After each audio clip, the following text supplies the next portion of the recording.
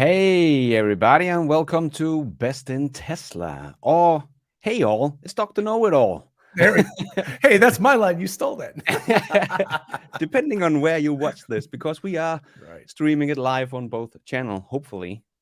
Have you checked it, It's John? actually working. Yes. Amazing. Okay. Go Awesome. StreamYard. StreamYard is very, very cool. So Yeah. I switched to these headphones because sometimes my other ones just they cut in and out. So anyway, yeah. So going with the full thing. So we're going to start with the toast to 2023 to make this a tradition. Yeah. Okay. I've got to show this first. This is the Tesla shot glasses, which I have never used. So here we go. A little bit, not Tesla tequila. And we're going very light because it's only 1:30 my time. So so cheers, Lars, to 2023. All right. Here's to a good 2023. And for a good 2022. Yeah, and for a good 2022 as well. We got the numbers. Indeed. Yeah, so let's start with the numbers. How about that? Let's do that. Whoop. I got some numbers right here. All right. Yeah. And you already made a video on it. I know, right? Well, it was so weird because I was going to do one about the Tesla Model Y, and I literally was sitting down to record the video, and up popped this announcement from Tesla. And so I was like, oh, geez, I guess I will go ahead and catch that up. So, yeah, so there you go. And not bad numbers. Probably lower than most people was expecting. Yeah, I think so. I think that's for sure. We definitely most was around deliveries about 420 or thereabout, and they came in 405. So definitely lower than what most was expecting. Right. But production was pretty close to many predictions. Yeah, although I happened to watch Stephen Mark Ryan solving the money problem this morning, and he, at least to his credit, he was like, "Look, I was way wrong," because he said his bear case was 1.5 million. So, yeah. I was trying to remember. I think that my general estimate in the beginning of 2022 was that it was going to be 1.4 million. So, and I thought that was actually fairly conservative, but of course, many things happened this year that really slowed down the uptake. Yeah, for sure. I had like 1.8 or something before the whole year started to kick off, but that pretty quickly became sure that was not going to happen. Lockdown and everything. But I actually saw the interview or the talk we had last year at this time.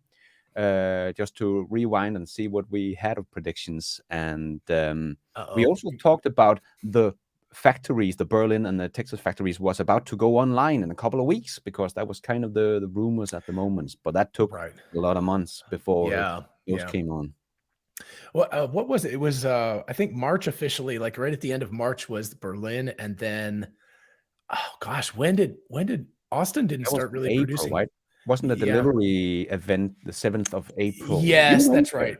But I think it was, oh, that's right. It was, that's right. I was there. I never got in. How could I forget that? Maybe that's it. I blocked it out of my mind. Out of the memory. Yeah. And one awesome thing that happened this year was we actually got to meet in person, which was super cool. Yeah. At, the fully charged event. Now we have actually made a toast in real life. Exactly. So there you go.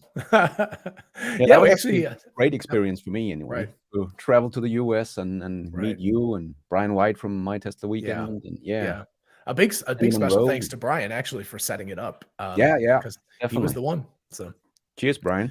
Yeah, cheers, Brian. There you go. And what was the other thing I was going to say? Oh, you're not going to CES this year, I'm assuming. I haven't heard that. No. Yeah. Okay. So I'm leaving. I actually just got a notification from Delta that I'm leaving. It's one of those like, check in now for your flight. And I was like, oh, geez, I haven't packed. I haven't done laundry. I have a lot of things to do this evening. So now I'm going to a fully charged live in the UK in April and May. And I know Brian is coming over as well. So that's so cool. Yeah. Well, if anybody at Fully Charged Live wants me to come over in April or May, Ricky, he can reach out to me. So there you go. Definitely. Richie, sorry. Oh my gosh, I said it again. I'm so embarrassed. Sorry, Richie. It's because it's Richie Martin, so I always get it like stuck in my head that it's Ricky Martin. Anyway, Richie Martin. So. My bad. One of the nicest people I've ever met. But anyway, he's welcome to reach out to me. So yeah, that would be really cool if that works out. But yeah, so cool. What other plans do you have for 2023? Well, think I'm gonna try to break a Guinness World Record, but we'll leave that for later. Really? Is this like 100,000 subscriber like record or something like that? No, I'm try to break a world Guinness record with my Tesla. So I'm not gonna say anything more, or others are just gonna get the idea Yeah, yeah. I and beat got me you. I to it. got you. That's cool. So no extreme winter road trips this year? Anything like that? Maybe we'll Okay. see. I Oh, really sorry. loved the trip up there to Norway last Right. year, and just making the whole production of that was pretty Right. big experience for me. Not it was Yeah. probably the most expensive production I have ever made, but Yeah. that was good fun though. That Right. was yeah, And that really was with enjoyed that. your brother-in-law, is that correct? Yeah, Yeah, awesome. yeah, Wow. exactly. Very, So very cool. yeah, that was awesome. Congratulations. Yeah. Plus it gives you like your intro now is super cool because it's like you get to do that intro with the drone flyover into this. Yeah, that's Yeah, awesome. yeah, exactly. So Yeah, that was pretty cool. right. So what's your expectation for 2023 numbers? All right. Before we get that, what did I Yeah. predict for 2022? Like if you just watched it, like what were our predictions? I can't recall. Oh, I think you said 1.5, 1.6, like Okay. loosely off your head, and I said, Right. yeah, I think I'm 1.8 or something like that. Okay. And I Okay. watched some of my videos back then. And I was in that area, Yeah. but I Okay. thought the factory was going to come online at the end of January or something like that, Right. and they didn't do that. And then we had the lockdown in March. Or was it April? Oh gosh. When That was was all that? of April, right? Yeah, it Right. was Yeah, all of April, and then all they of started April. ramping Yeah. back up in May. So yeah, Yeah, I mean, exactly. I think the consensus is that it's about 100,000 units that they lost from that. So, Yeah. oh gosh, And I the ramp didn't go really as fast as I thought. I thought exactly it would be slow in the beginning because of all the new tech, but I thought when they got it tuned right, in, it would like vroom, come right. up pretty fast, but we just haven't seen that. Yeah. I I mean, my personal feelings are that number one, the 4680 batteries didn't ramp as fast as they expected, and Yeah. number two, the supply shortage. You know, even if you're building something in Berlin, you still have to get a lot of the parts and the batteries from China. So, you know, Yeah. that has a big effect on all of that. So yeah. So I don't know. Should I throw out a number for 2023 first? Do it. Do it. I'll do it. Okay, I've fine. already done mine on a I'll video, so say 2 million. 2,000,000. Yeah. What did you say? Oh, come on, let's hear it. My numbers was 2.3 something. Wow. All Yeah. right. Okay. I've been a little bit, what is that phrase called? Once bit, twice shy. So I'm reducing my numbers a little bit to be conservative. Yeah. All So, right. 2.379. Just to be nice. very exact. There you go. That is for now. And let's see Right. how 2023 plays Yeah. out. Because maybe we are hitting a recession like really hard this year, Right. so that could mean a lot. But I just tried to put in the production numbers from where they are now, and then try to ramp that up to 10,000 for both of the new factories, and a little Right. ramp for Shanghai, and a little ramp for Fremont as well. Okay. And then I've toned that down like 10% and taken 5% of that down of the deliveries. So So you've reduced things yourself too. yeah, Yeah. yeah. I I think feel they have a fairly max comfortable capacity of yeah. almost 2.7 actually. Yeah. That's the thing is I feel like it's very conservative to say 2 million, but it's still well over what Wall Street says. I Well, I Wall Street wo was conservative in the beginning of the year. Everybody was like, "What?" But right. they ended up being pretty Yeah. accurate. But they did Yeah. not include, a lockdown and the Right. factories delays and the 4680 ramp and stuff like that. Nobody really talked about that. So they were just, very bearish or Okay. conservative on the numbers. So So what are your thoughts about the delivery numbers? Because the production numbers, I was like, you know what? It's what they produce. That's what they could make. yeah, The fact that there's about a 60,000 vehicle lag between production and deliveries in 2022 was the much bigger story in my mind. yeah. Yeah. I I th- I think we have to get used to that. That Tesla is no longer this little company that can just spit out the cars, Right. and they are getting very globally, getting things to Australia and New Zealand, and shipping things from Shanghai, and they are not doing these end of the quarter pushes anymore. So they're not gonna try to kill their employees by the end of every quarter by running crazy fast. I think they're still gonna, like, at the end of this year, I think they still pushed a little bit just to get over 400,000. I think they really wanted that, but I think we're gonna have to get used to there's gonna be cars in transit, because they're gonna produce a lot of cars, but they're also gonna transport a lot of cars. So and there's a lot of cars in transit right now. I try to follow the ship trackers, but I found out by some of my followers saying, "But do you know that the ships you're tracking is only for Europe?" It's like, no, I actually didn't know that, because I thought they also went to Singapore and stuff like that, but that was just, hops to get to Europe. So but we could see at the end of December there was a lot of Tesla in the harbor of Shanghai, so they definitely shipped out. So it's going to be interesting to see how many cars Tesla delivered in China, because I think China is the biggest concern, in my opinion. I don't think they have a demand problem in the US or in Europe. We have had record, and Tesla is way out in front of everybody here in Europe when it comes to brand. Only Volkswagen, the group, has actually sold more EVs than Tesla. Stellantis did not catch them this year. So Tesla is doing very well over here. And they're still exporting Model 3s from China all the way over here as well. So yeah, I agree. It does seem like China's the what's that called, the bellwether. They've got so many problems there. It's not just Tesla. I mean, they've got a bad recession going on in China, and really horrible COVID issues right now, because of the fact that they're a couple of years behind the rest of the world, essentially. So yeah, it could, who knows? I mean, not just the lockdown part of it, but even if that doesn't happen, the demand could be very, very low for cars. And then of course you've got BYD, which has turned out to be quite the competitor for Tesla in China. So oh, by the way, speaking of that, Tom Zhu, right? I hope I'm pronouncing his last name properly. That's really cool that he's now, I forget the exact title, but head of automotive production. So that's like globally.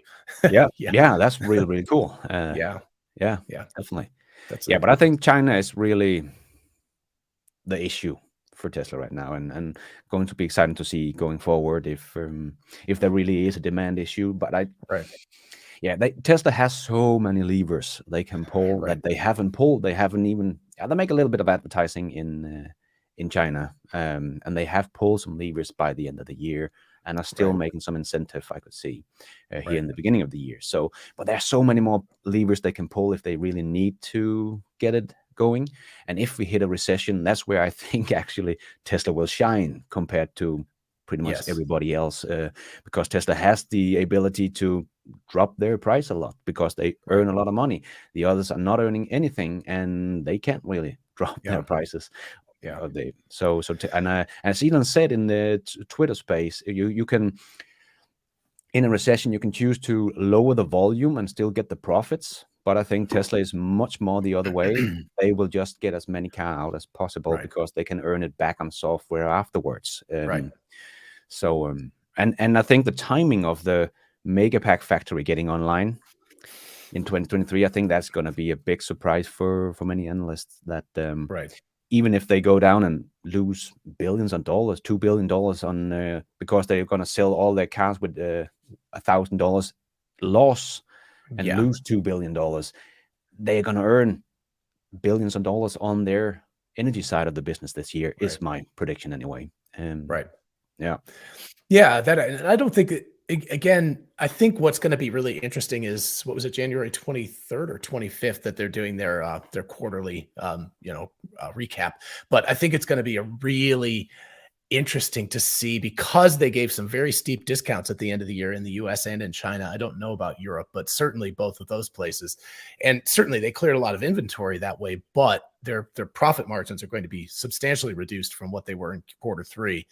But as you say, it kind of doesn't matter, because they had such a large operating margin that they can reduce that a lot and still make at least a little bit of money on each car. Whereas as you say, like I think GM actually loses money on every single electric vehicle they make. So Yeah, for sure. They just recalled all the bolts once again. So. yeah, and then I think Ford makes. I think if I'm remembering, I just saw a video on this. Oh gosh, I'm sorry, I can't remember who it was. Maybe it was the electric Viking. But anyway, like GM makes like negative $9 per car they sell. EV Oh yeah, that yeah, they I sell. saw that. I actually think that was Facade that did. Oh, sorry, it was Farzad. job, Yes, yeah. sorry, Farzad. I've been watching a lot of Electric Viking recently, so Yeah. but anyway, yeah, it good. was Farzad. It was an excellent, like he really like just put it into these nice tables and made it very easy. But then Ford doesn't make that much either, and so either one of them basically cannot cut their prices. Yeah. And whereas Tesla can, so that brings up, I don't know that you care all that much in Europe, but it's a big deal in the United States that the Tesla Model Y 5-seat version does not qualify for the SUV cap. That I think, I don't know exactly what Tesla's going to do about that. I mean, honestly, I could almost see them just saying, you know, a big flip them off to, this is a family channel, so we won't do it, but you know, a big thing to the government and just lowering the price to $54,999 and just take the hit and not really make a lot of money and just have so much demand that they can't fill it. Yeah, also because, you know, Full Self-Driving Beta is on full wide release in the US. Right, so, right. you know, that's gonna, I think that can make a big take rate this year. Yeah, exactly. Down the line, so they don't have to, you know, they can get $12,000 later on every car. Yeah, exactly. And I think, I mean, there's been a lot of talk. I you know, kind of jokingly suggested, actually, Elon Musk liked this today. I jokingly said they should bolt in some lead weights in the back because the car is about 100 kilos or 240 pounds too light to qualify, which is ironic, right? I think that's what Elon was commenting about, was it's very bizarre that a lighter vehicle that's more fuel efficient or energy efficient doesn't count because it's not massive. So that's just only in the United States, only in the US. So yeah. Oh, damn. I know, it's crazy. Yeah. But yeah, I could see software limiting it. That's what I was actually thinking, was that they could software limit the range to like 200 miles, and then you could buy a subscription or something, just like with Full Self-Driving, to like rise it back up to 330 miles. So yeah.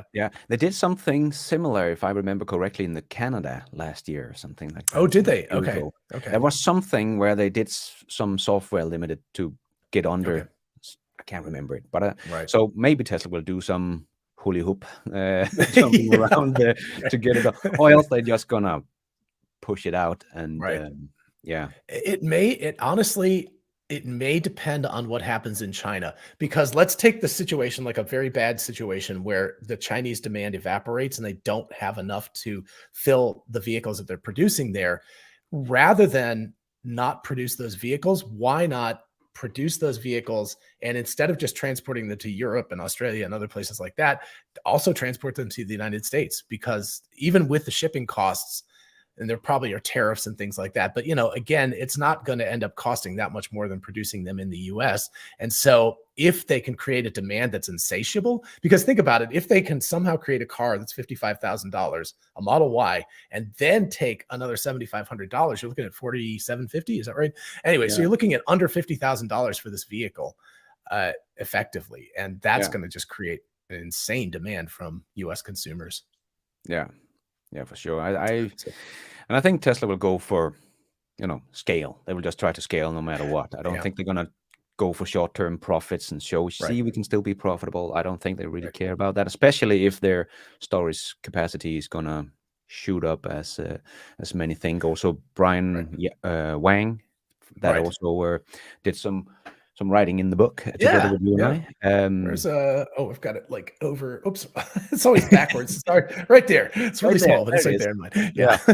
But he also made some good writing on, and there was also a Twitter, the sum. What was it called? The Zero Sum Game 33. Made a great thread about the mega packs, where he break it down and tried to figure out what the cost of the mega pack was and what Tesla would actually do with profit. And he was up in $16 billion in profit for 2023. Really? They were ramped up already, because that was kind of the rumor, that they was already ramped up and ready to go for the 40 gigawatts next year. If that's the case, that's going to be insane. Wow. Yeah, I don't even if think they tone that realize down and say, okay, $8 billion, that will still be then they're going to make a net income in this year between 12 to 13 billion dollars. So if they can make a profit on those bad boys for $8-10 billion, that's going to be insane. Right. We have, I'll get back to that thought in 1 second, but my Discord folks are being very nice. Thank you, Claudia. Gargamel and Rudmilla said, how many cars are in transit currently? The guess is about 60,000 because that's the gap. Yeah, I don't. Troy TSLA did some calculation, and he's very good with these numbers. So, and I think he said 71,000 or something like that. Okay. Yeah. So about there. Yeah. So I think the deal, I mean, to the best of everyone's knowledge at this point, Tesla does not have cars sitting unsold like in a parking lot somewhere. Basically, the things that haven't been sold yet are being shipped to somebody currently. So the concern was just that number grew a little bit after Q3, between Q3 and Q4. That was, but hopefully it will stabilize. I think that's the number to really look for, is like when we get to Q1. So in at the end of March, so early April, so like 3 months from now, if we look at that number and that number of cars that have been produced but not sold has stabilized at about 60 or 70,000, then that's a good sign, because that means they're still basically selling everything. There's just a lot of cars that are being transported. And, with 1 million plus cars per year, there's just like, it's really easy to distribute 500 cars. It becomes much more difficult when you get to over 1 million per year. That's just like, whoa, how do you even do that? Yeah, exactly. So, Tesla is really becoming a big automaker. And if we look at other automakers, they have over, 100,000 or 200,000 in transit and in dealerships, lots and stuff like that, that Tesla doesn't use. So we will just see them in transit instead. So, I think it's gonna go up, but I think we're gonna see hopefully a steady. It's going to become more steady as 2023, and we get this wave sorted out from quarter to quarter. So we'll see how it goes. Yeah. But to go back to like the energy thing, the question, you did a video where you said basically Tesla can operate all year without even selling a car. They can keep burning through cash at the same rate, not sell a car, and they still got money in the bank. So even if they effectively made $0 per every single car they sold, it doesn't really matter. But I agree with you completely. I think market share for them is the most key metric. So in a recession, if you imagine, I mean, gosh, what was Honda? Honda was down 35 or 40% in sales this year. It was really bad. And so, if these other automakers all start losing massive amounts of sales, and Tesla can come in, even if they have to reduce their profit making for a period of a year or two, that means on the other end of the recession, because there's always another end of the recession, then they can start raising prices again. But in the meantime, they're suddenly like the big boy on the street instead of the little tiny kid. So, and I think a recession is really going to show, how, like Facade also showed in his video, they are not really earning a lot of money, if any, on selling their cars. And if their car suddenly drops out of the sky because nobody really wants the ICE vehicles anymore, and that is still, even GM is called the leader in the EV race. They didn't really, what did they make, 50,000 this year? Even though it was over a year ago, they said they will catch Tesla in 2025. But they got a long way to go. But I really think with all the debt they have, and I know many people are talking about it's in the assets, but it is in ICE assets, in the old factories that they have to retool. So even Ford's CEO Jim Farley has talked about this, that is his biggest concern, is to retool all these factories. So that's not really an asset. That's they have to retool all that and spend billions of dollars on that, and then combined with the asset of loaning money to car buyers of ICE cars, they don't want them anymore. So that's also going to be a debt at some point, just pure debt instead of debt in assets that they own. So I think that's really gonna, they have a tough time ahead. You really hit a recession and sales are dropping out of the sky, and they don't have the levers that Tesla have to pull this through. It's oh, look at that, Jeremy, nice job. Thanks, Jeremy. Model 2 Texas shareholder events. They did just say that they would talk about the third generation car at the shareholder event. Really? Yeah, I think we're gonna Oh, hear something about that I when had they're actually predicted July. So if like I did a video of saying that they don't want to introduce the Model 2, whatever this car is yeah, going to yeah, be called, too early. um, until about a year. So I was thinking they would actually talk about the factory they're going to build it in first. And so I was Yeah. taking a guess that if they built it in the US, if they built it on the Western hemisphere, it would be Mexico because the labor costs are cheaper there. So, but I was saying Mm. it wouldn't be before July, but so Yeah. maybe Don't it'll know be what on they're March gonna 1st. talk about. Yeah. Yeah, but they Yeah. they did say they will talk about the expansion and the third generation Right. car, so that's gonna be really interesting Yeah. if we get something there, because if they reveal something new and exciting there, yeah, that's gonna Right. be But, really, but the danger, as Jeremy says, is the Osborne effect. I mean, that yeah, could be really, really bad if people suddenly decide they don't want the Model 3 anymore. yeah, Or maybe the Model Y. I think the Model 3 would be the main one it would cannibalize, but just because of the yeah. price difference. Um, but yeah. So what do you think the form factor of this Model 2 would be? Yeah, I think that's going to be really tough to guess because Elon also said we're going to do something crazy like the Cybertruck. Nobody expected that. Right. So maybe he's going to make the Dr. Know-It-All robo taxi car. I'm all Well, for that. yeah, I made the original video in like early 2020, so I want a lot of kudos if that ends up being the design. yeah. If they make this, and there has been some talk about it because of the sketch that was showed at the Peterson Museum of the Cybertruck with only one door. So it's like, oh, Mm. it's a small Cybertruck. Right. Maybe So that's there we go. but yeah, I don't know because phew, it depends on full self-driving is gonna when they Yeah. think they're gonna be able to do that, because Yeah. will they scale that up? Is it the same car they're gonna try to scale up at the same time, just one with steering wheel and one without? Or Right. because I don't think the small Cybertruck kind of hatchback would do that well here in Europe. I'm not sure if people will jump all over that. They want a hatchback, Yes. but I don't think maybe Europe are ready for a Cybertruck. I don't know. Interesting. You just think aesthetically because Yeah, it's so aesthetically. Yeah, yeah, if yeah, it's not okay. a robotaxi, people don't care if it's a robotaxi. Then Right, all right, right, go for it, right? But if right. they have to sell 2 million or whatever high number of these cars in Europe, I think aesthetics is gonna Right, matter a big deal. right. So Yeah. I wonder if I had gone with the very much the Cybertruck look when I did the design that I was thinking about, but I wonder if they've come up with a way because it's much smaller. It doesn't have to be as structurally strong. So I wonder Yeah. if there's a way to make stainless steel like thinner and mold it more interestingly, so it Mm, doesn't have to be quite so angular, which might make it better. yeah. My sort of thought. I mean, again, total speculation, and I will definitely be wrong about some of this at least. But I thought what they would do is introduce the Model 2. I'll just call it that. I know it's not going to be called the Model 2, but whatever this new car is, they'll introduce a variant in China that has a steering wheel and gas pedal and brakes and stuff. And then what they'll do is they'll try to like whatever this next factory is in Mexico or wherever, that would be the one where they would start to try to build it as a robo taxi. Number one, because North America is where they've got the furthest on in full self-driving. And also the laws in North America generally tend to be pretty easy, Yeah. relatively speaking. I mean, relative to Europe. Yeah, relative to over here, yeah. Yeah. So I think that it would make sense for them to do, and they talked about that they were going to develop one that would be in multiple markets and different things. So there could be a European version, Yeah.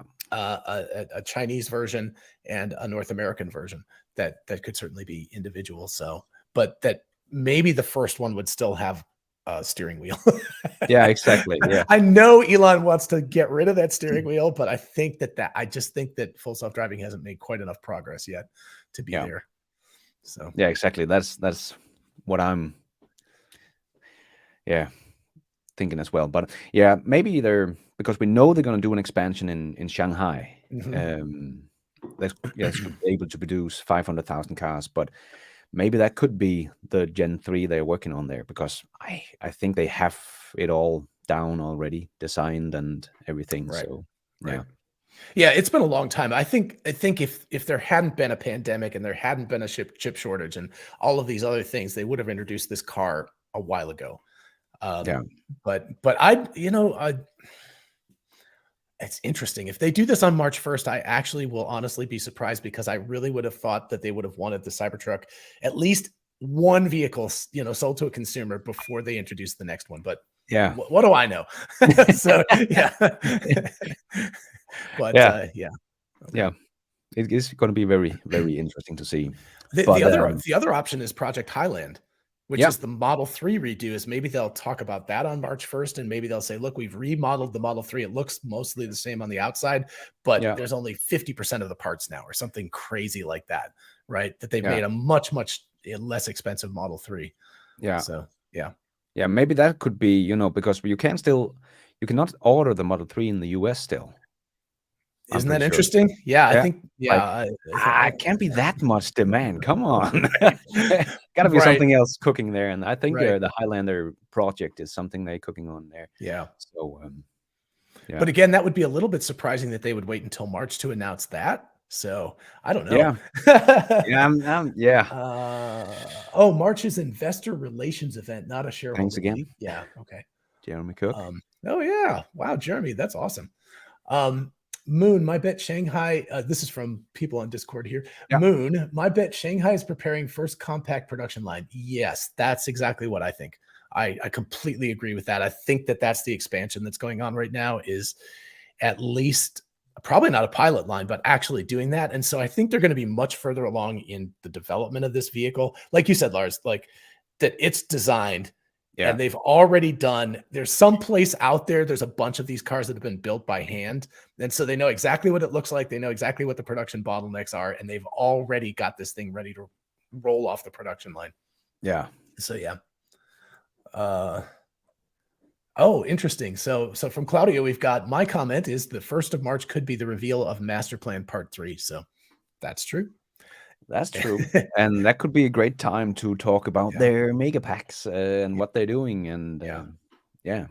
Well, Elon has teased that it would be all about scale, right? He said it's going to be about scale. So, and I think the Twitter thread where the end game 0 and game 33, sorry, can't remember your Twitter handle, but he also talked about the number 2 in this competitive market of storage, because there's of course not just Tesla, but the second biggest company was called Florence or something like that, and they were aiming for 6 gigawatt hours in 2025.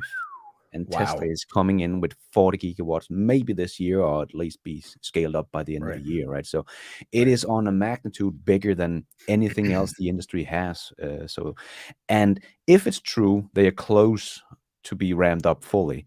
It is like 14 months since they broke ground on that factory. Yeah. So if we're going to see, massive scale, we have this, we are sold out until 2024 of maker packs, but we're going to build one more factory and it's going to be ready by the end of 2024. Boom, another 40 gigawatt hours of batteries. That's right. That would be insane. Yeah. And even though it's not as sexy and as in the public eye as these other ones, they get that same, they built Giga Nevada.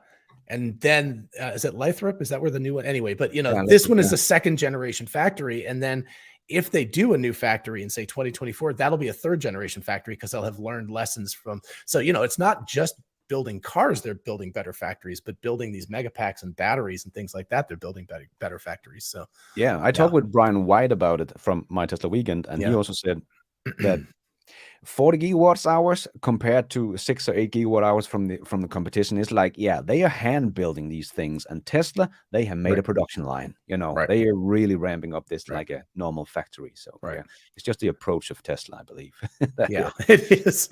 Well, I mean, Master Plan Part 3, Elon teased that it was all about scale, extreme scale. I think that's what he said, extreme scale. So how do you make extreme amounts of batteries, extreme amounts of cars, extreme amounts of solar panels? Nobody talks about that right now, but that's another whole thing Tesla's working very hard on. The what? Sorry. Yeah, the solar roof tiles. Yeah, the solar roof. Yeah, both of those. So, and we also got to see, they are scaling up real production of the 4680 cells. They just in a week they made, what is it, 800 something thousand.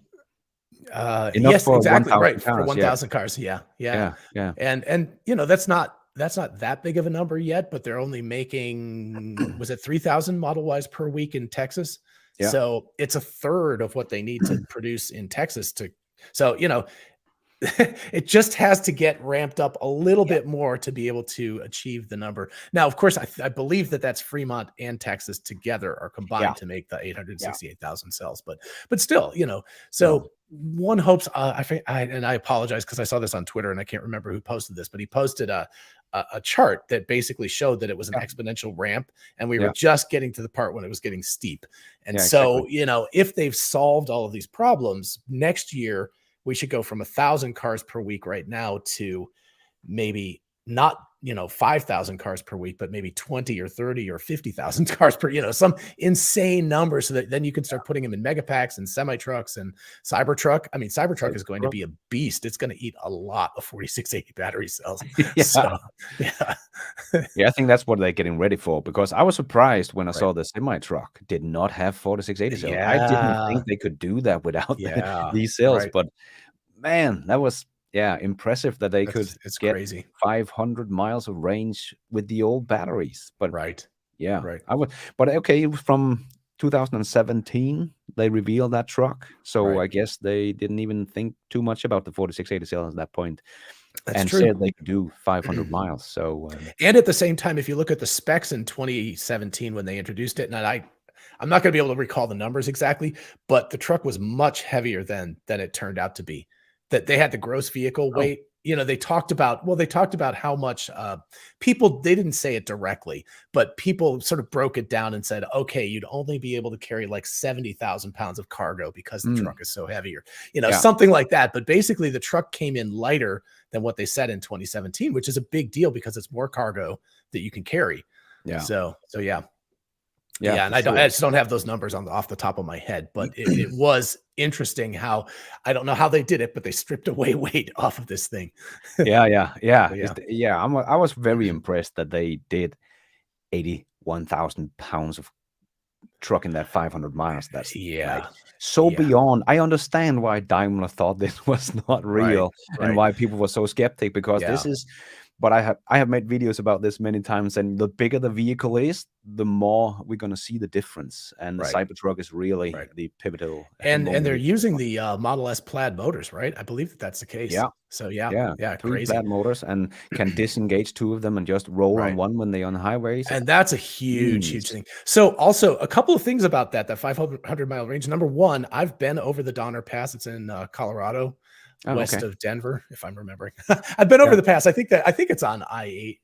Gosh, 80. Anyway, but it's really steep and it's super annoying because all the trucks are going very, very slow. And it's long pass. It goes up and up and up and up and up because it goes over the Continental Divide. So, so it's very, very big.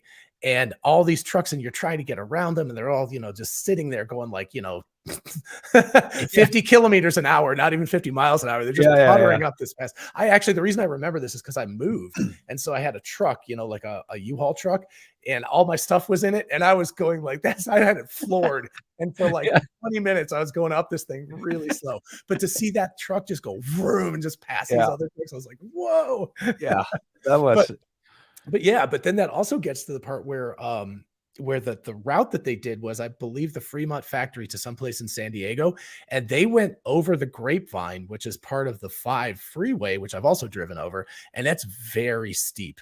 It's not as big as the Donner Pass, but it's like this really steep, like snaky road, and then it goes down the other side. But damn, I mean, you saw that. You could see like the path that they went, and all of a sudden the battery, dropped. But then on the way down, it went back up again because, of course, it was regenerating power. So so they didn't just pick this like ultimately flat road that they could drive on to get 500 miles. That's a real, like a real highway. So it's amazing. Wow. Yeah, for sure. Yeah. Okay.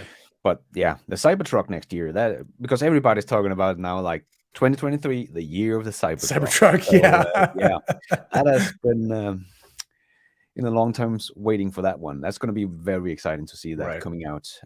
I can see in my comments some are saying that it might only be delivered to employees in 2021 and customers in 2024. Yeah, sure. But still, just seeing it out in the wild is going to be awesome. And I've gone on the record. I'm gonna put myself out there that I think that they're going to be able to deliver about 1,000 of those a week by the end of the year. Okay. So I think first delivery somewhere in the July, August timeframe, and they'll be able to, because the thing about that vehicle is it's going to be really easy to make. Yeah, it's gonna be Like, fast it's going to be to fast. They produce. don't have a Yeah, paint shop that, once if they, and I assume that they figured this out at this point because they've had a yeah, long time to do it, but the folding of the steel and the batteries and, the drivetrain, things like that, those are like the significant bottlenecks. But if they figured that out, the actual construction of the vehicle should be really, really efficient. yeah, So, and they don't spend 10 hours on paint job or yeah, whatever. and they don't have to It's let it dry overnight and all of this stuff, right? They just like yeah, bang, bang, bang, just knock them, which is another reason why I believe that the cheaper car is going to be stainless steel. Sandy yeah, Monroe yeah, completely disagrees with me. And yeah. if Sandy's watching, I'll be, wow, not too much over 24 hours from now having a dinner with him. So, Oh, okay, cool. yeah, that's actually why I ended up at CES, was because Corey from some Monroe Live said, "Hey, are you going? Because we're doing an event." And I was like, "Sure, why not?" So, Yeah. so Awesome. anyway, yeah, cool. Ice Wendigo from my said, I guess this is going back to the full self-driving. He said I'd be okay with touchscreen steering. I definitely would not be. Just imagine like Mario Kart. You're there with the little, you're there with the little buttons. You get a joystick with the car, like, okay, here we go. Can you do like the slide turns? Yeah. If you hit the two Oh, buttons at yeah. once. That would be awesome. I also got one talking about here, that don't forget, full self-driving beta version 11.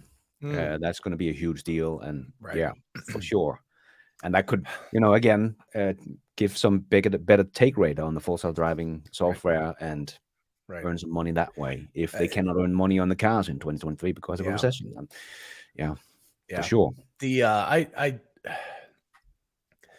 you need to come back to the US and come visit because I will. I need to get you into like the Model Y and let you like test drive it for a while. Because the full self-driving is, I didn't know you have the Model Y, but like Yeah, you need but to test drive the full self-driving part because yeah. it is pretty amazing. I was driving today. I was going to the gym this morning and I was at coming in to make a left-hand turn, and a semi truck came out and cut the corner, and the car went and kind of steered out of the way of the thing so that it didn't get, this was all the car driving. I was like, oh gosh, I'm gonna have to take over any second. But it Yeah. like kind of like stopped and steered out of the way so that the semi truck wouldn't hit it, and then went around it and made the left hand turn. So I mean that's like a really human kind of move right there. It was very impressive. Yeah. So yeah. Yeah, still makes mistakes, but it really getting close to Yeah. doing some human level kind of driving. Right. And, Yeah. yeah. I think there's kind of an unfortunate, well, it's not unfortunate. It's just, like, I don't know if you've used ChatGPT or any of these other things like Dolly and stuff, but they're amazing, right? You type in, I want a picture of something like that. In fact, actually my Cybertruck 2023 image was actually Dolly. I just said, make it look like Cyberpunk 2077, and it did it. And but if it makes a mistake, no big deal.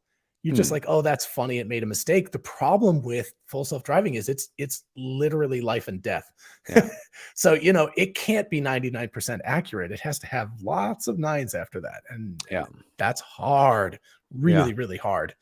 But I hope they can get the beta released out in Europe as well, because right now we can turn it on the highway and also on the, what do you call that, main road, that not highway but just the main road. And you can turn it on, but you have to, because it's not meant to be turned on at that point, but the car can do it and you just have to keep an eye on it. So I hope we can get that full self-driving beta over here as well, because I would love to keep an eye on it if it could drive me, because I think it's so cool. And also the exponential growth of the beta testers we saw here at the end of the year. That's 150-fold from 1 year ago. Like, that is, wow. The amount of data they're going to collect now is it's amazing. crazy.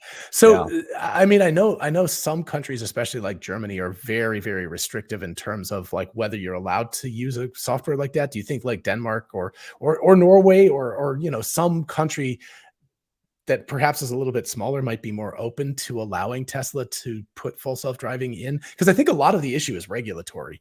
Yeah, for sure. And we kind of because we're in the EU, we have to we can't just go our own way. We have to agree on everything. So, but I know Germany is actually quite aggressive on wanting full self-driving. Okay. So, because I also see this as like, if one country is going to get it, then everybody's going to want it, because you're going to be left out. This is going to be a big benefit for your country if you suddenly have less people in accidents and all this kind of stuff. So it's going to be beneficial for your country and your financial for your country or whatever. So I think when we solve it, it's going to take on much faster than people think, because first of all, the regulators are data driven, so we can give them all the data. And the other thing is that if you're going to be left behind as a country if you don't embrace it. Right. And I'll even go one step further and say economically you'll be disadvantaged, because if you think about like the cost per kilometer or mile of driving, that having things like robo-taxis and stuff like that eventually lowers the cost of all of that, whether it's transporting goods or just people, like with Uber or something like that. But if a country has a 25 or 30% or 50% lower cost per kilometer of driving cost, that's a huge economic. Everybody has more money then. Yeah, exactly. Tony Silva has been talking about this a lot. If they can lower the cost of transportation that much, that's going to free up a lot of money for your people, and that's going to boost your economy. So that's what I mean, that everybody's going to want it when one country going to get it, because they're going to see the benefits of it. So financially as well, and not just the lives it saves. So and we just saw some lives being saved today by a Tesla that dropped 250 feet off a cliff. Did you see that? Did you see what that car looked like? Holy mackerel. It looked like they survived. It looked like a soda can that you just mashed up. But the people survived. That's just incredible. Wow. Cheers to Teslas for making safety priority number one. I know. It's amazing. That was insane. And that's actually another reason why I personally want to get a Cybertruck as fast as possible, because we're just in a situation where we can't quite economically afford to replace a car, our gas car right now, to get a Tesla, to then get another Tesla in a year or something. And I'm like, I really want to get rid of that last gas anything. That's the last thing that, the lawnmower is electric. All of the yard stuff is electric. Everything's electric except one gas car. So that's the last thing to get rid of. But it's the safety element too. If my wife is driving that Cybertruck, no one, including a semi-truck, probably would take her on. That thing is they're going to get out of the way with it. Exactly. So there you go. Move out of the way. Oh, excuse me. You're driving a semi-truck. Exactly. Cybertruck. By the way, Matt Sinkov, I don't know, says that 4680s are the bottleneck. So for the Cybertruck, I assume. So I agree about that. So for sure.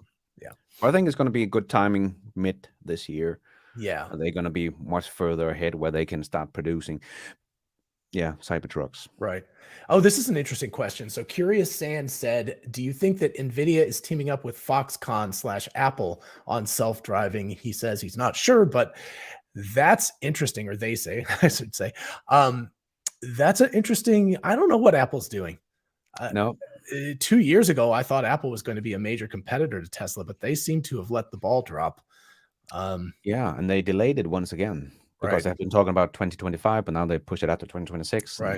Let's see if that happens. I mean, unless they've got something major happening, I don't see them being very relevant, just because they don't have the data.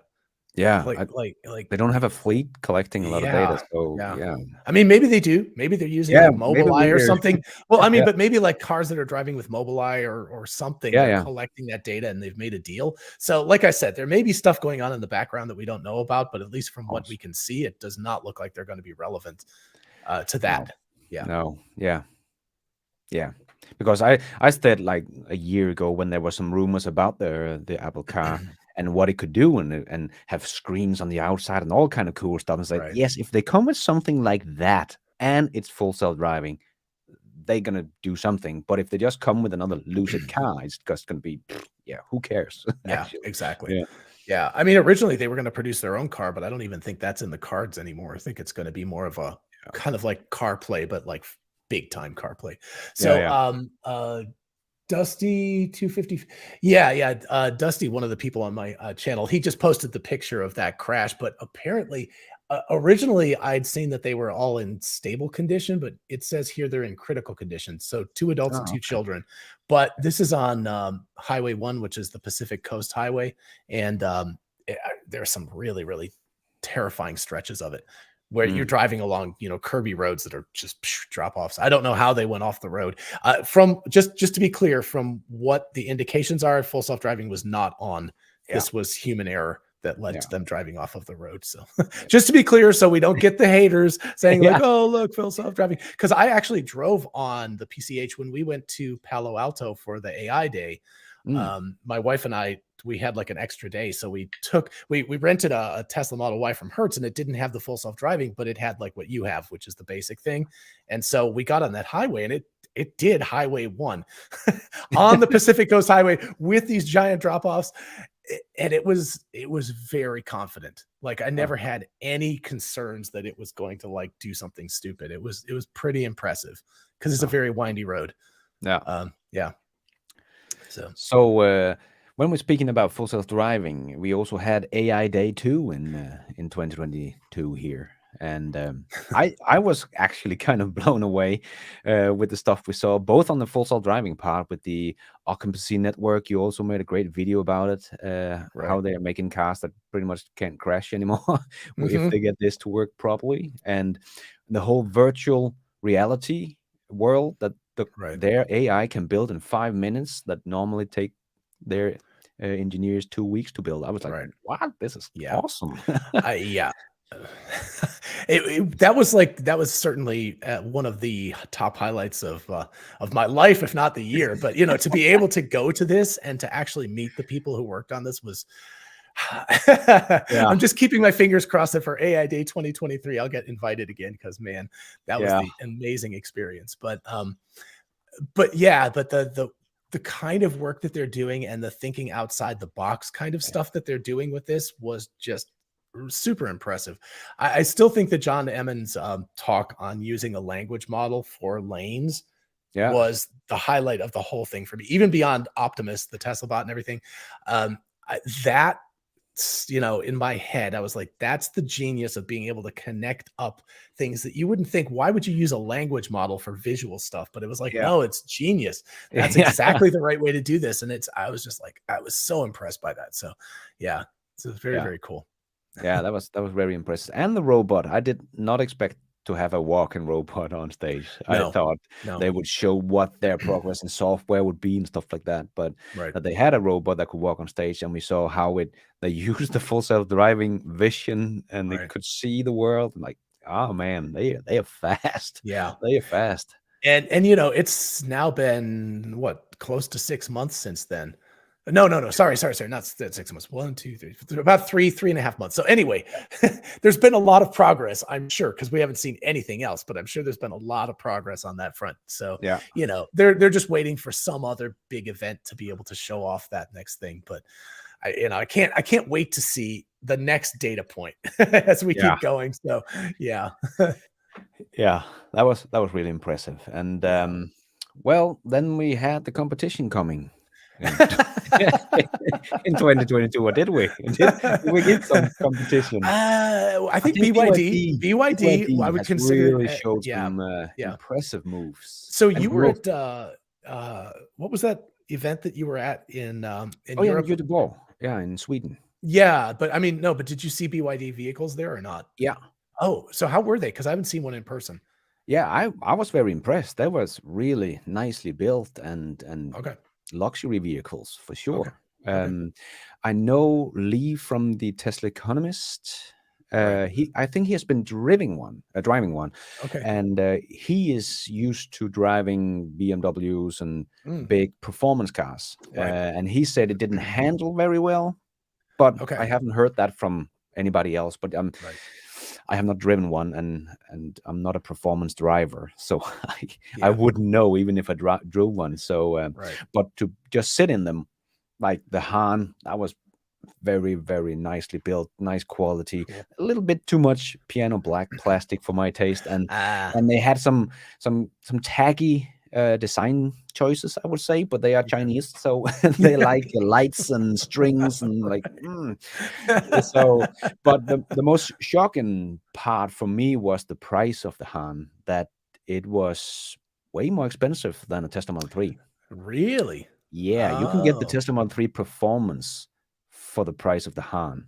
Really? And you can actually get the Model 3 long range and buy the Tesla, the boost you can get with the Model 3. That would be very comparable then on specs and range. And the Tesla would have more range, a little bit, but the acceleration would be pretty much the same thing. Then you have the charging. The charging is not that fast on the BYD, only 120. Oh, So wow. that was like, okay. But they were very comparable other than that. Right. But you could get the Tesla Model 3 long range like $8,000 or $6,000 cheaper with the Wow. boost. So like, Okay. yeah, I'm curious to see how they do in Europe because the car was great. I had nothing really to put my finger on there. That Right. was some Right. awesome cars. But the Wow. price was like because they had the Auto 3, Right. the compact SUV kind of thing.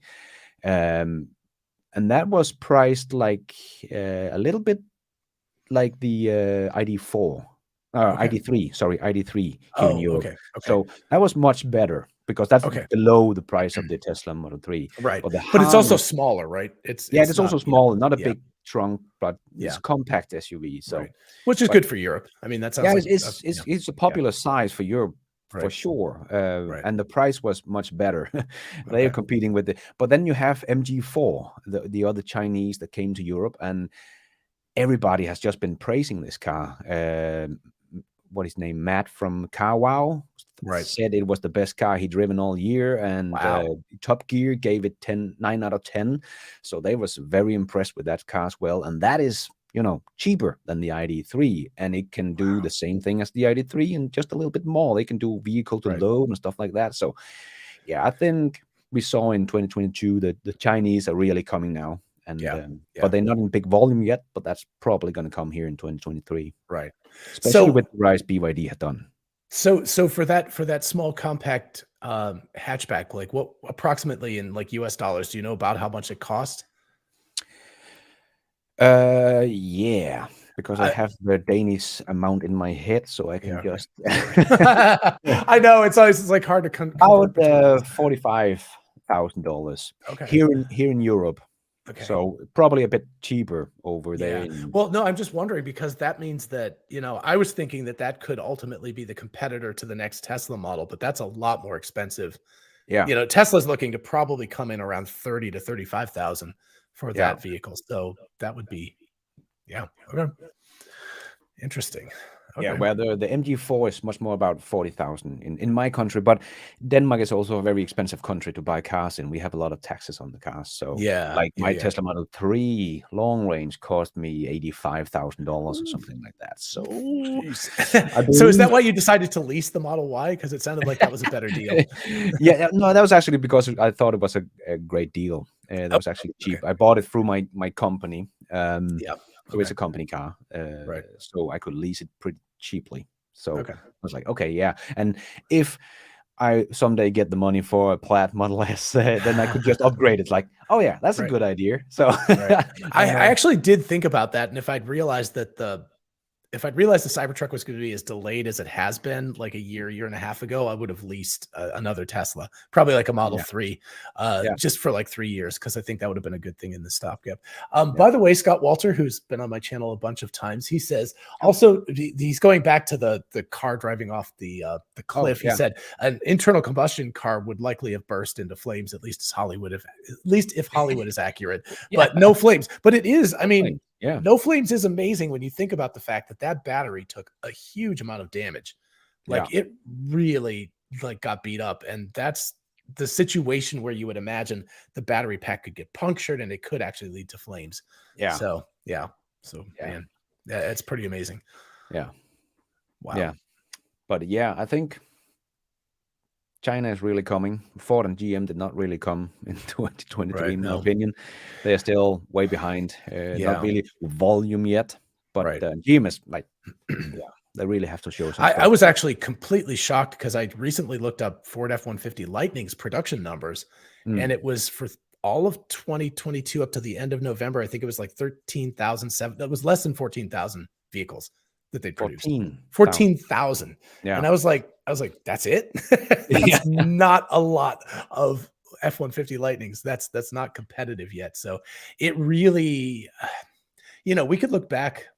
So if we clip this video and we looked at it in 2027 or 2028, it could have been the harbinger of the fact that like BYD and Tesla and maybe one other company are at the top and everyone else has just fallen off the charts. And Toyota, and I mean, look at this: Toyota, nothing. GM, nothing. Yeah. Stellantis, yeah, they did a lot of hybrids, but really nothing. Nothing. Yeah. Volkswagen has been trying hard, but now that Bluma is in charge, I don't think they're trying anymore. Nope. And then Ford. I mean, I do think that Ford actually, if they can get around the debt issue, might have a chance, but they're not ramping very fast. No, and I think that's just the trouble for most old legacy automakers, that everybody thought they could come in and just scale up EVs like it was nothing, but nobody has really been able to do that except BYD, that is really ramping up this year. Because even if you look at Tesla's number and say, 1.31 is a little bit disappointing and blah, blah, blah, but they did grow with 377,000 vehicles this year or last year. That's more than GM and Ford combined. That's more than BMW. That's more than Mercedes. That's more than Audi. Name one. Nobody's really making that many EVs that Tesla grew with. So I still think it's very impressive what Tesla does, and not very impressive what the old guys is able to. And when you think about this, you think about you're like, oh, but Toyota makes 10 million vehicles, or the Volkswagen groups makes approximately 10 million vehicles, something, and they're like, that's 10 times more than Tesla. It's like, yeah, but they've been around for 100 years. Tesla's done this in like a decade. It's just crazy. I mean, and they're making the Nokia phone. They're not making the smartphone. So that doesn't really count in my world, because we're looking at to the future and what the future is going to be, and that's not going to be ICE cars, no matter if you think it's going to be hydrogen or anything else, but it's not going to be ICE cars. So and I think Toyota is, that was a bad year for them with their BZ4X all recalled and big disappointment. And they were out saying that it was too expensive for them to build, so they're gonna revamp the whole EV project now in 2023. They're gonna think of what are we gonna do. So they're gonna be the next Nokia, in my opinion. Well, and then Stellantis has come out and said it's too expensive to build EVs, and Volkswagen has delayed the Porsche, the Trinity platform, but specific car models they've delayed. So who aside from Chinese manufacturers, and just a couple of them, because I think most of the Chinese manufacturers will also fail because they're very young and scrappy, and that's great, but they're the only place that's really, BYD is the only company that has looked at what Tesla's done and said, oh, we're really going to copy this, and we're going to do a good job. And a lot of their cars are still hybrids, but damn, they are really scaling fast. But even their non-hybrids is scaled up. Like they grew with probably about 500,000 this year. So that was pretty good. It's very impressive. So but again, I think people are like, oh, BYD, but I'm like, no. If it ends up being a world where only Tesla and BYD are the major players, that's fine for Tesla. They have 40% market share, and BYD has 40%, and everybody else has 20%. What do they care? Exactly. So, they're not going to care at all. Exactly. Also because people are talking about Neo and Xpeng and stuff like that. But they made, I think they're going to end up with 120,000 this year, both of them, just thereabouts. So they didn't grow that much in 2023. Which again, it's nothing bad. I mean, that's perfectly fine. It's just, I think the thing that really blew my mind this year was the big surprise was BYD. That somehow they came out of all of these lockdowns and all of this crazy shenanigans is still producing that many cars. That's and they are so aggressive because they also make a deal with mining companies, and they want to start a factory in Europe and one in India, and they are just going all in. So going to be exciting to see if they can keep up this kind of growth that they have done. Right.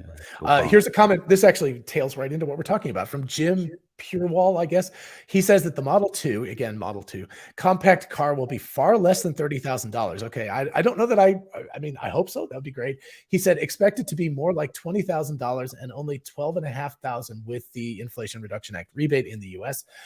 Tesla is also moving fast on this since it's needed in China to go head to head with BYD. So that's why that ties into what we were talking about. But yeah. That's a very aggressive price target. Yeah, well, I would love that if it was true.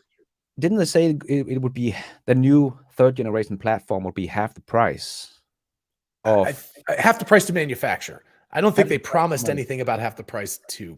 No. Yeah. But their manufacturing price right now for the Model 3 and Model Y is $36,000, if I remember correctly. Right.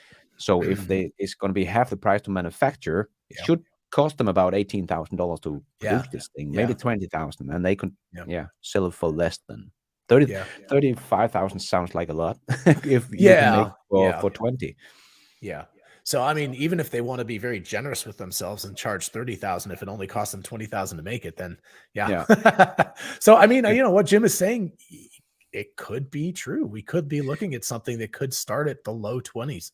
And oh my gosh, if that happens, maybe not in China, because there's a lot of competition, but the rest of the world is going to eat that, which is the reason why they can't announce it too soon.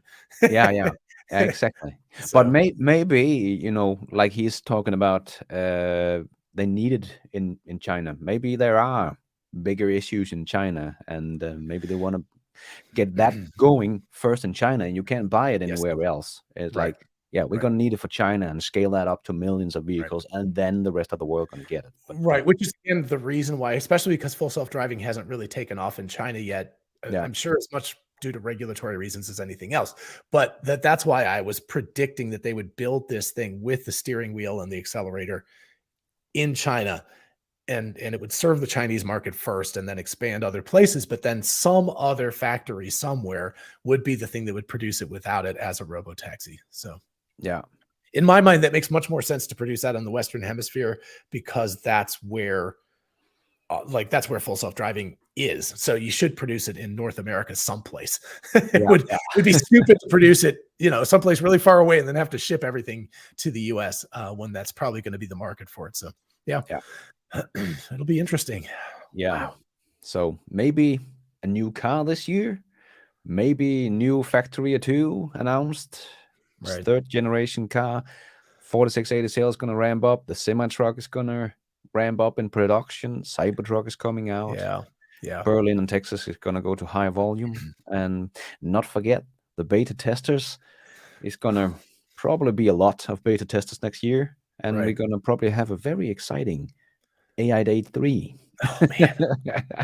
And hopefully Dr. Know-It-All will be there reporting. I know. Hopefully you'll be there. It'd be awesome. It'll be exciting. I would love to do that. Yeah, that would be. It's worth the trip. So or the Cybertruck delivery event or whatever. I would love to come over there. That would be. I really do hope that I get invited to that too. That would be awesome because that.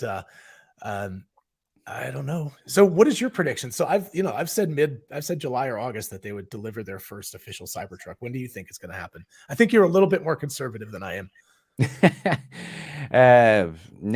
I think like during the summer or just after summer, I think that we're going to be there. I think the 4680 cell is going to be ramped up to pretty high volume so they can start, because I think they need that for the Cybertruck.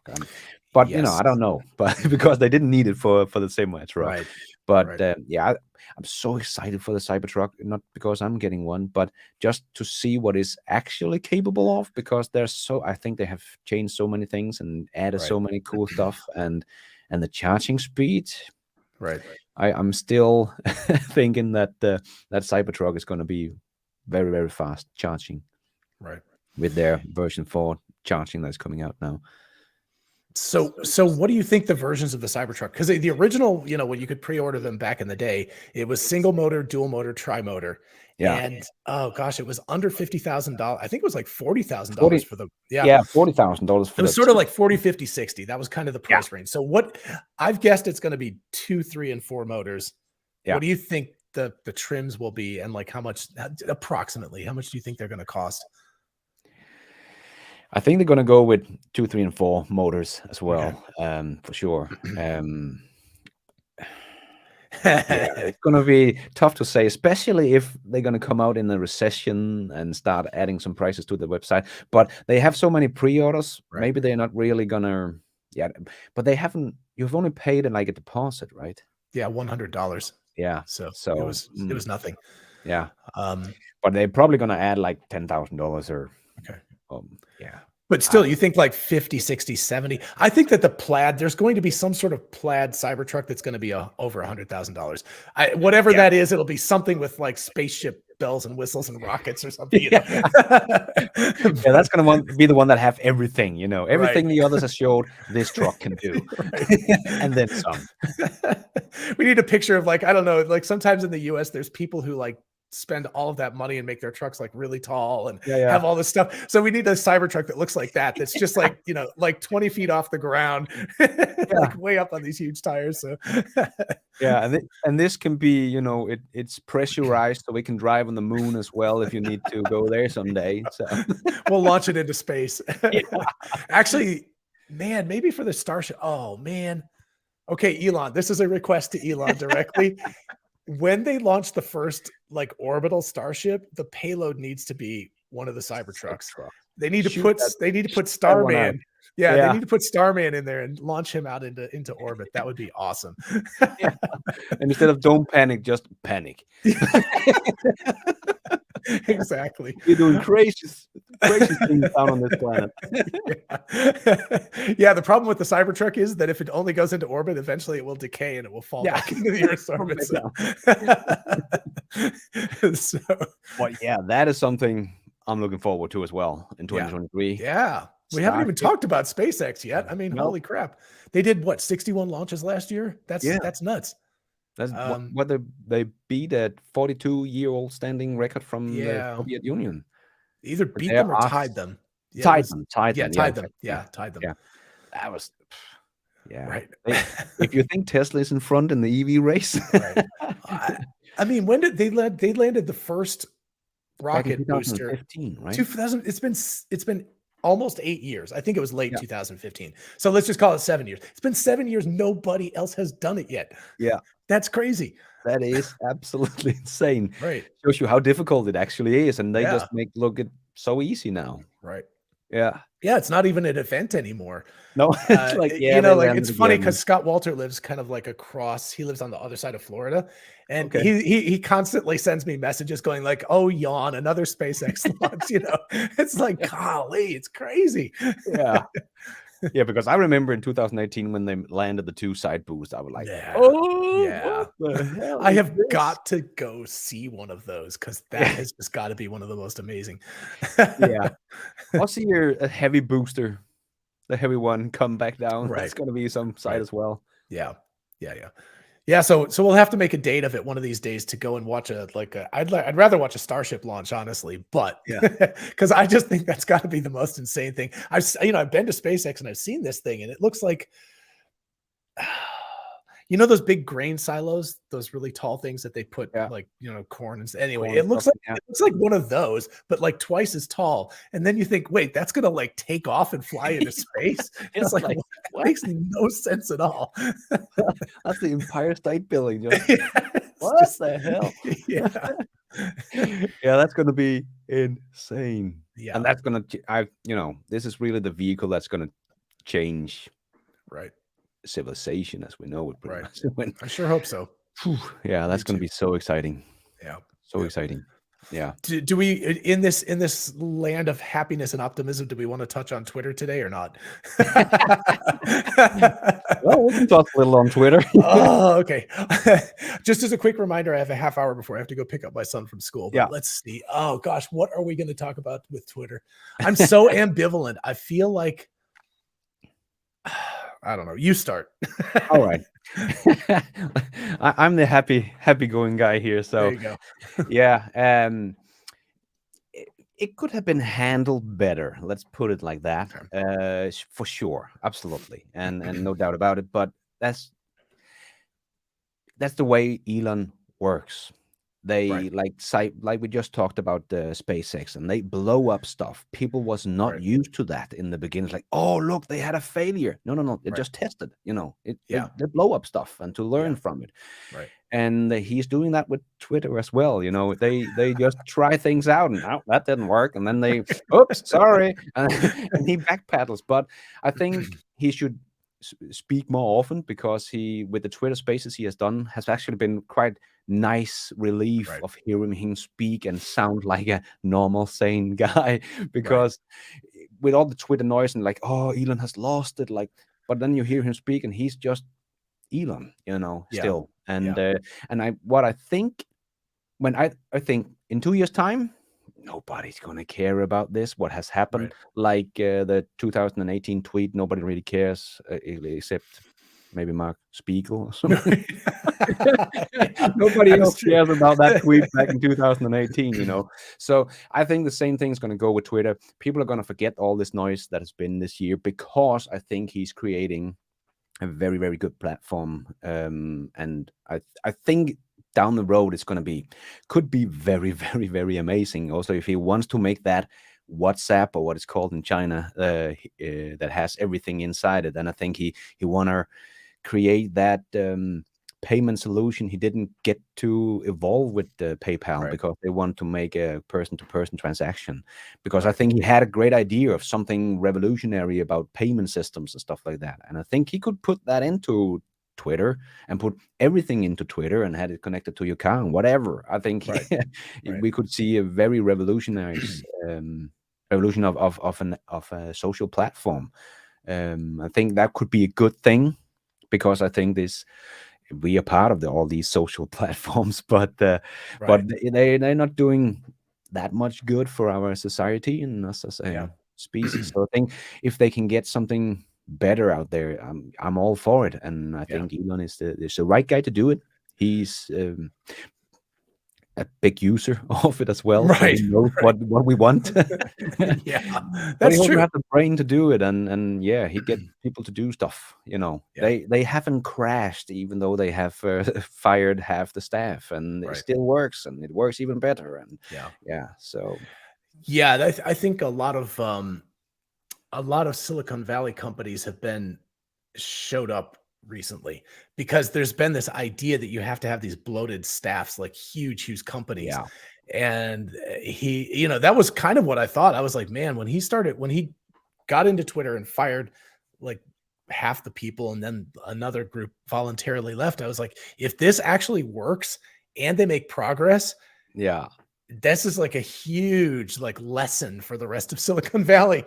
And a lot of venture capitalists, I bet, are really paying attention to this, going like, why do we need to fund you for 100 people for this company when you could maybe do it with 25? So it's like Tesla's AI team is like, what was it, 150 people?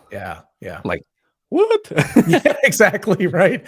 But you start to think about that, you really wouldn't want too many more than that, because the more people you have, the more management you have to do to be able to keep them all working at the same pace. And then, of course, eventually you get people who are just kind of slacking off in there, because if there's too many people, then nobody has the responsibility. And so you can just kind of be like, oh, let the other guy do the work, And also the saying of too many cooks, exactly. Especially with software, I would guess it's getting complicated if you can't, write on the same code. It's difficult, and you need some really bright minds to do stuff like this. So I think it's a good thing that he came in and said, do you want to work hard? Do you want to make progress? Do you want to make this the most awesome platform in the world? Stay, please. And I would hope, get out of here. I hope that he hasn't made this public, but I hope that privately what he's doing is effectively giving them shares in the company. I mean, because it's his company, so he could just say, you make it up, and it's like you have 1 million shares privately, and you could give people an amount, because that way you don't have to pay them as much upfront, but they also have a huge incentive to make the company work well, because that's your retirement right there. You're like a rich person if it goes well. So, just like Tesla gets shares in Tesla, the employees. Exactly. So that's been a lot of noise, and it could be handled a lot better. But Tesla is not the greatest communicator out to the world as it is. So why should he be on the Twitter side as well? So, but I Have think you seen recently though that Tesla started producing little videos, like 1 to 2 minute videos? yeah, And so I think that the lessons have been learned. yeah, You know, because that was kind of what I said was like, they don't need a traditional PR department, but little factoids. yeah, So it's starting to happen. So I think that they're, you know, beginning to understand that they don't necessarily have to advertise like on football games or something like that, but they need no, to have information videos so that people understand yeah, what's going on. So yeah, yeah, yeah, exactly. that's very Yeah, cool. As somebody, Michael said, "Do you think you could drive a Cybertruck on the moon and Mars?" Absolutely. I yeah, mean, I don't know about the whole interior of the car, but I mean, it's an electric vehicle, so yeah, sure. sure. Yeah. And I do think I remember that Elon has said they're gonna make a pressurized version of Right. it. So I think they plan on doing this. That's what I want. I want to see the Yeah. first Cybertruck driving on the moon. Yeah, there That was would be cool. there's the one guy that makes renders of Yeah. Tesla, and he also made a render of the Cybertruck driving on the moon. It's like, yeah, that's gonna be a thing. And they have a SpaceX thruster just to get out of sticky sticky situations. Like, that was so cool. So yeah, we need to have a starship. Speaking of starships, instead of like taking it into orbit, have it come out of the thing and then drop down to the moon like on an elevator. Yeah. That'd be pretty cool. So the last thing, Yes. we are missing one car, and that's the Roadster. Are we gonna see the Roadster? Yeah. Are we gonna see the Roadster this year? Oh no. No, absolutely not. No. Yeah, me neither. I don't think I don't think so. The question is not this year. The question is, when will we see the Roadster, or will we see the Roadster? Will it ever come out?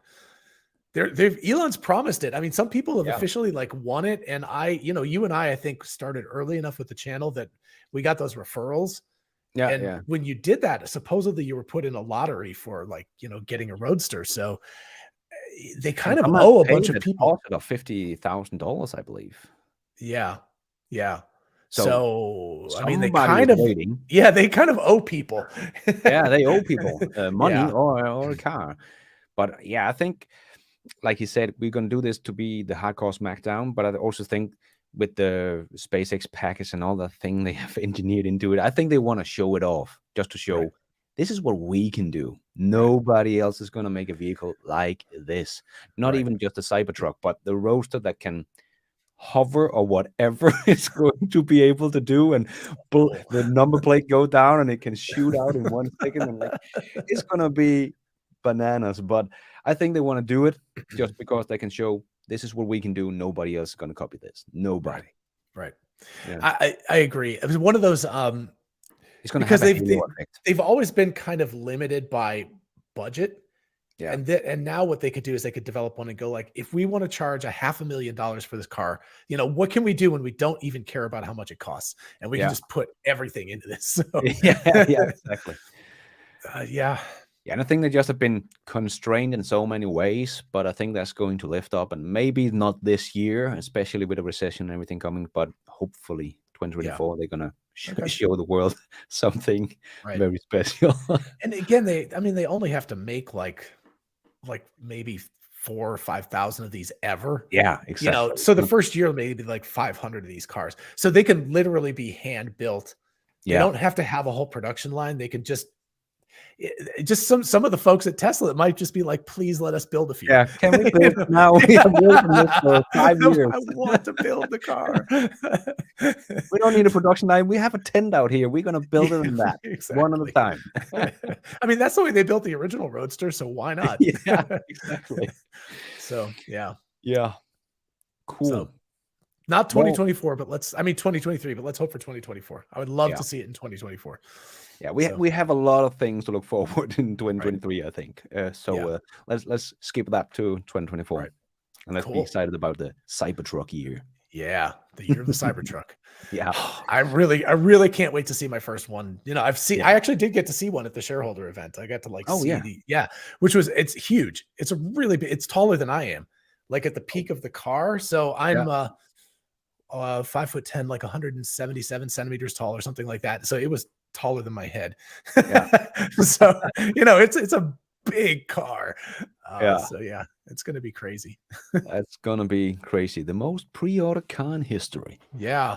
And That just is, imagine if they get a plaid and that thing could do 0 to 60 in, let's say, 2.5 seconds. To see yeah. something that large move that fast is going to be Yeah, because if they're gonna get a quad motor and they only designed the 3 motor in the beginning, so like, damn, it's gonna be a crazy beast. Yeah, and I mean the stainless steel is heavy, but you don't have much of the frame, so it's probably not going to weigh that much, comparatively speaking. Yeah, well, to it a big can heavy carry truck. like almost 2,000 pounds more than the Silverado can do. I can't Right. remember the numbers exactly, but it's Yeah, not much that the Silverado or the other guys can actually carry in as payload because they're so heavy. So Right. Yeah, and so can do it'll 3. be crazy. And air suspension. Let's not forget air suspension. So you Yeah. can do off-roading. And if you load the back of the car, you don't have, because a lot of times if you get a truck and you load the back end, it's kind of like driving like this, So, so having that active air suspension that can control all of that will be really amazing. Yeah. Yeah. My wife has been getting into the show called Yellowstone. I don't know if you see, it's got Kevin Costner's this time. Anyway, but they're all driving, they're riding their horses and driving their big trucks around in Montana. And I'm like, oh, I can't wait to see the episode where the Cybertruck is there. They've got the gooseneck on the back and dragging the horse trailer around. That'll be a cool day. Yeah, for sure. That's the exact kind of country where you imagine, like the romance of the cowboy and all of that kind of stuff. And yeah, exactly. Yeah. That's gonna be some epic vehicle. Absolutely. All right. Yeah, definitely going to be a crazy year looking forward to. And let's see how our guest is going to be accurate this year. Yeah, here's hoping we're too conservative this year, that things will be even better. They'll produce the first Cybertruck in April and they'll sell 2.5 million cars. And they're going to blow our mind here on the 1st of March. Exactly. What? So there we go. Yeah, it's like we already have the Model 2 in production. Yeah. And here it is. Here it is. So yeah, cool. Do you think it'll? One final question just before. Do you think that the Model 2 will be the most pre-ordered car in history? Do you think it'll take the crown from the Cybertruck? Oh, that's a good question. And maybe not, because I think, like you say, the Osborne effect. I don't think they can reveal it like 2 years before they're going to produce it. So I think it doesn't have the time to be the most pre-ordered car in history. It's going to have to, scale up fast in pre-orders, but it could. But yeah, I don't think so. I'm going to say yes. Say yes. So we'll see. We can revisit at the beginning of 2024. Yeah, exactly. Just the reason why is because if they only charge like $100 deposit, who won't pre-order that car? Plus the fact it's not just the United States. Like you should be able to order it. People in China should be able to, all around the world, people should be able to pre-order this thing. And this is the car that people have been screaming about for the last 2 years. I just want the affordable electric vehicle. Exactly. It's coming.